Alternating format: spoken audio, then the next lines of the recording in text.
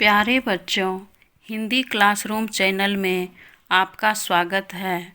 आज मैं आपको फणीश्वर नाथ रेणु के बारे में बताने जा रही हूँ। फणीश्वर नाथ रेणु का जन्म 4 मार्च 1921 ईस्वी औराही हिंगना नामक गांव, जिला अररिया में हुआ था।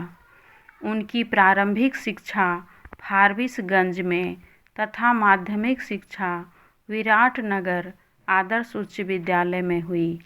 रेणु ने 1942 ईस्वी के भारतीय स्वतंत्रता संग्राम में एक प्रमुख सेनानी की भूमिका निभाई।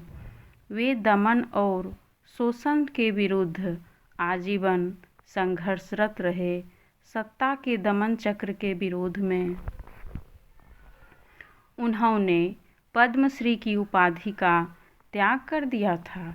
हिंदी में फणीश्वर नाथ रेणु ने कथा साहित्य के अतिरिक्त संस्मरण, रेखाचित्र, रिपोर्टाज आदि विधाओं को नई ऊंचाई दी।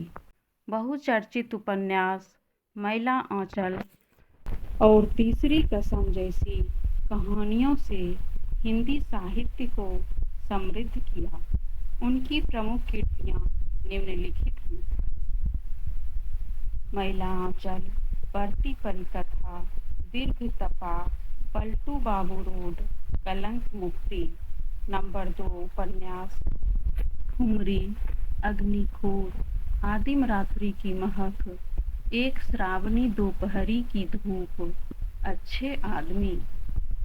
इनकी प्रमुख कहानी रिंजल धंजल, वन तुलसी की गंध, श्रुत अश्रुत पूर्व, संस्मरण, नेपाली कांति कथा, लाल पान की बेगम।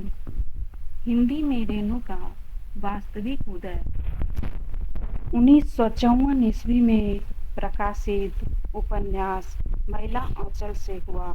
मैला आंचल ने हिंदी कथा साहित्य में आंचलिकता को एक पारिभाषिक अभिधा दी। उपन्यास और कहानी दोनों कथा रूपों की अपनी मनोरम कलाकृतियों से रेणु ने गांव की धरती का जो चित्र खींचा है वह अमिट छाप छोड़ जाता है। देश के स्वतंत्र हो जाने के बाद नेताओं और कार्यकर्ताओं का ध्यान ग्रामोत्थान की ओर गया। 1936 ईस्वी में ही उनकी पहली कहानी बट बाबा एक साप्ताहिक विश्वामित्र में छप चुकी थी।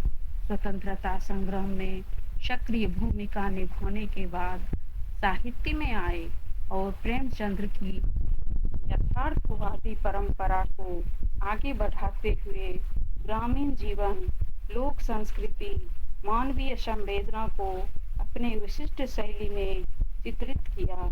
इनका निधन 11 अप्रैल 1977 को हुआ। अगर आप इस चैनल पर नए हैं तो इसे लाइक करें, सब्सक्राइब करें। धन्यवाद।